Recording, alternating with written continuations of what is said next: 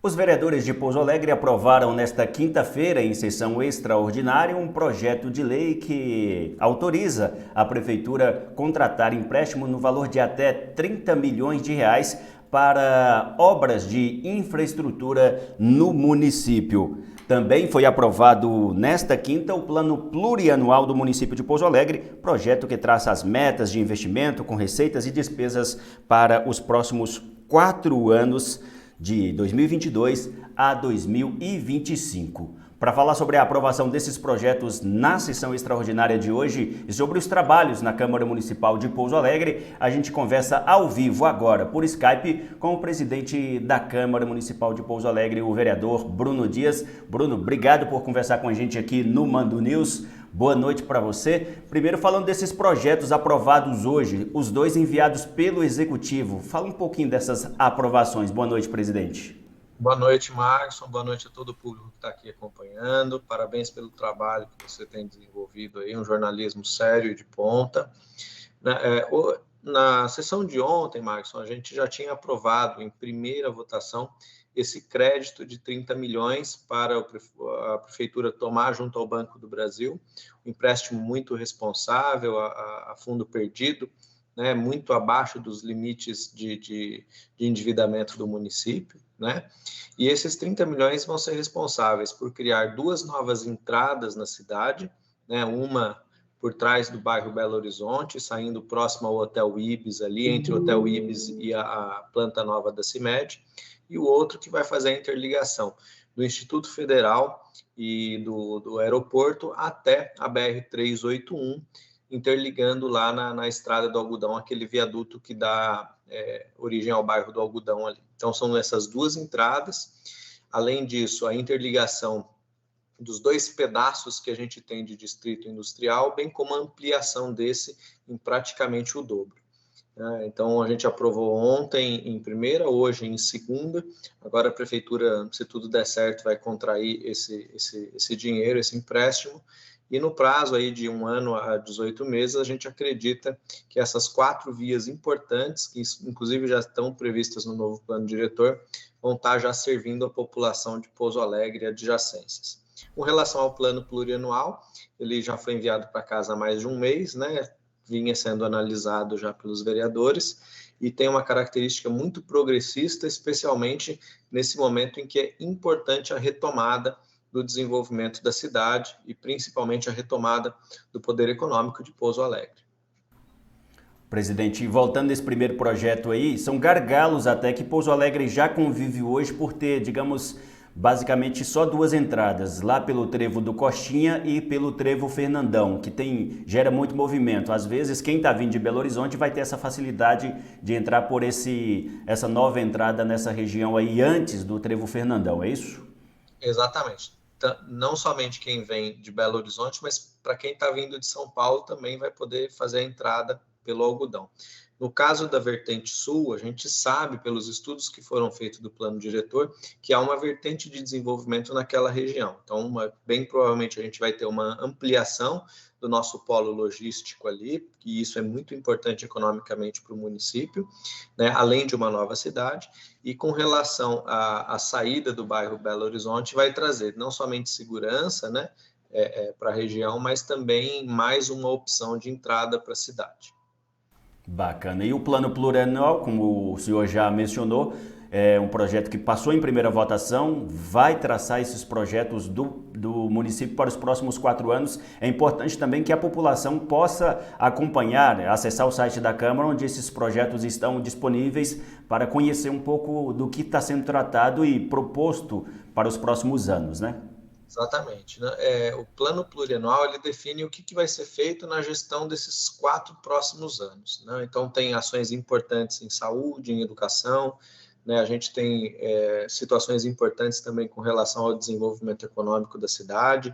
Há algo que é muito importante neste momento, que é a desburocratização dos serviços, para ajudar os empreendedores na retomada da situação pós-pandemia, que a gente, graças a Deus, vai começar a vivenciar com a maior realidade à medida que a vacinação tem avançado. E queria aproveitar a oportunidade, Marcos, em primeiro lugar, não precisa me chamar de senhor, não, por favor, e convidar todo mundo a também participar da aprovação e das discussões a respeito do plano diretor, que também é muito importante porque vai definir o destino da cidade para os próximos 20, 30 anos.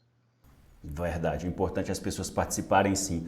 O Bruno Dias, e aproveitando a sua presença aqui como presidente da Câmara, vários projetos sendo discutidos e como você mesmo já mencionou, essa questão aí da pandemia trouxe várias dificuldades para a sociedade como um todo.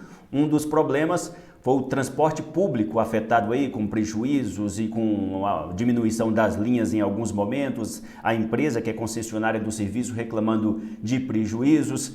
Para tentar solucionar o problema, foi já votado na Câmara a criação de um fundo para poder atender a essas dificuldades, a esse prejuízo. Fala um pouco disso, porque gerou uma certa polêmica a respeito do crédito aí do subsídio aprovado para a empresa e agora esse fundo que vai poder gerir melhor essa questão do transporte público, as dificuldades que o setor enfrenta. Sem dúvida, Márcio. Na verdade, o setor de transporte público ele já vinha em uma crise crescente pela diminuição da quantidade de passageiros devido a novos modais, especialmente o transporte por aplicativo. E já de longa data, o que tem mantido muito o transporte público, especialmente nos lugares mais desenvolvidos, é justamente o subsídio do poder público, que custeia as gratuidades, né? O idoso, o aposentado, a meia passagem do estudante, os deficientes, né? E o que acontece? A prefeitura ela estabelece por meio de uma licitação, né, com ampla divulgação, uma disputa para quem vai fazer o transporte coletivo do município, né? A empresa vencedora foi a Expresso Planalto e ela tinha contratualmente uma obrigação de transportar 430 mil passageiros e com isso haveria um equilíbrio entre o valor tarifário e aquilo que é o custo operacional do sistema. Então, de um lado você tem a tarifa do pagante, de outro você tem o custo operacional e isso tem que estar equilibrado. O contrato, ele não é da Expresso Planalto com o prefeito ou com a Câmara, ela é um contrato da operação do sistema. Então, não é que a Expresso Planalto está em crise, não. O contrato, de uma forma geral, hoje ele dá prejuízo para as partes. Por quê? Porque a Expresso Planalto hoje está transportando metade da quantidade de passageiros, né, e uma boa parte dessa metade diz respeito justamente a gratuidades. A gente chegou a momentos em que 70% do público que estava nos ônibus eram transportados gratuitamente, e o poder público tem a obrigação de fazer o reequilíbrio do contrato, né? E para fazer esse reequilíbrio de contrato é preciso fazer aportes, né?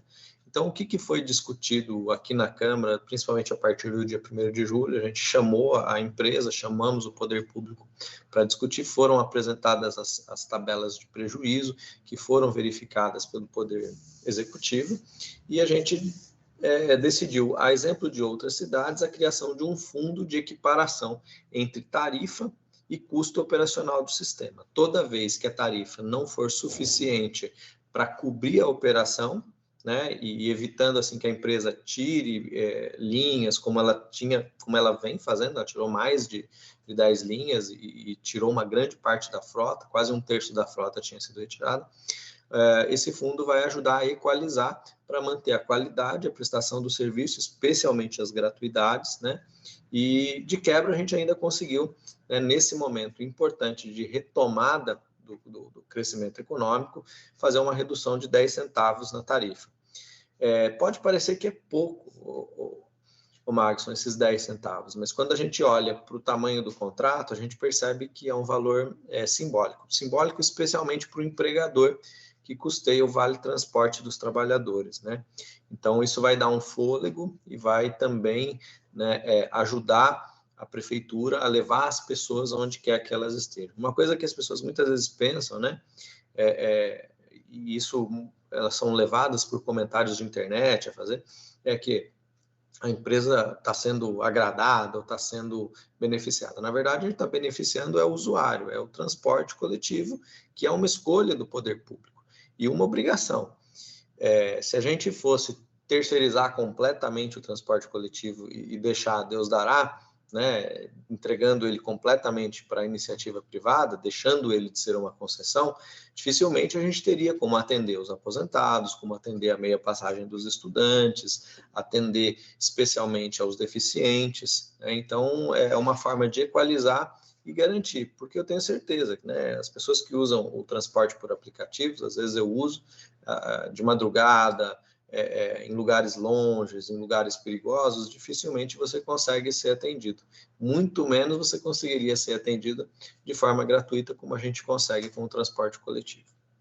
Entendi. A questão aí é um serviço público, como o presidente está dizendo, o presidente da Câmara de Porto Alegre, a gente conversa aqui. Inclusive, Bruno Dias, a gente ouviu especialistas durante essa crise do transporte público, o IDEC, o Instituto de Defesa do Consumidor, que fez um levantamento da crise no Brasil como um todo, e o especialista em mobilidade urbana, que a gente entrevistou aqui no Mando News, até apontando essa questão de que na maior parte do Brasil, o problema está exatamente em deixar que a tarifa financie o serviço. É preciso que o poder público, e aí não só o município, mas governo, estado e federal, encontre maneiras para financiar, para ajudar o transporte público para não ter essas crises aí, né? Então, por enquanto é a prefeitura, mas às vezes é preciso buscar mais, né?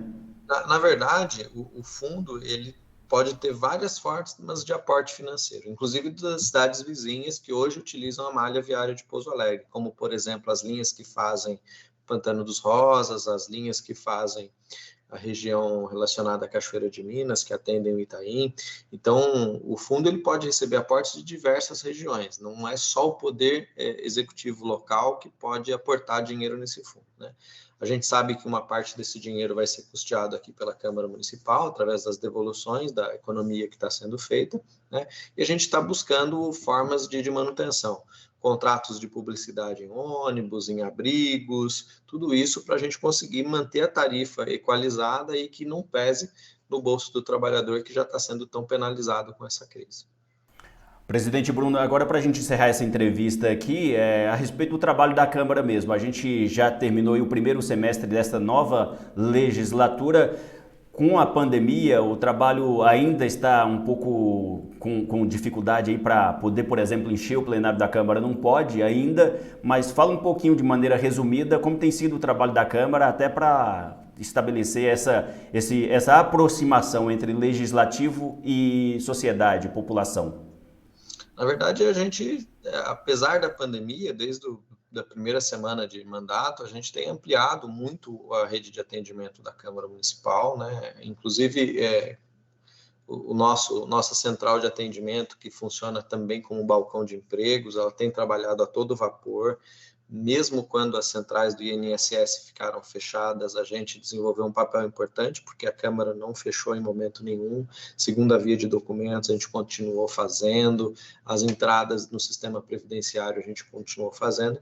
O plenário, ele aqui na Câmara, você acompanha isso, ele sempre teve vazio, a não ser quando a gente tem uma votação muito polêmica. Então, não é a pandemia que deixou o plenário vazio, é porque a gente tem um problema de conscientização, de participação política das pessoas no processo legislativo.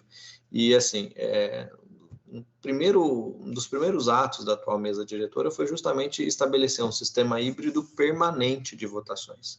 Então, aproveitando tudo aquilo que a gente aprendeu com a pandemia, caso um vereador esteja viajando, e às vezes essas viagens são necessárias para ir a Brasília, para ir a Belo Horizonte, para fazer reuniões, buscar recursos, promover investigações, né? Ele pode participar remotamente de onde estiver, e mesmo em licença médica, onde quer que ele esteja, ele pode participar das votações. Isso reduziu muito a abstenção de vereadores nas sessões. A gente está indo, acho que para a estamos indo para a 8ª sessão extraordinária, né, que ainda deve acontecer nos próximos dias. Então, um número recorde de sessões extraordinárias, e as sessões ordinárias não foram interrompidas em nenhum momento. Ao mesmo tempo, a gente está tendo também uma grande quantidade de devoluções de recursos, né, ao município. Esse mês a gente deve inteirar próximo de 7 milhões em recursos devolvidos ao município. Perfeito. A gente agradece então a entrevista aqui do presidente da Câmara Municipal de Pouso Alegre, Bruno Dias, falando dos projetos aprovados e também do trabalho da Câmara Municipal, do Legislativo Municipal. Muito obrigado, presidente. Boa noite. Agradeço, Marcos. Uma boa noite a você e a todo o público que acompanha você. Abraço.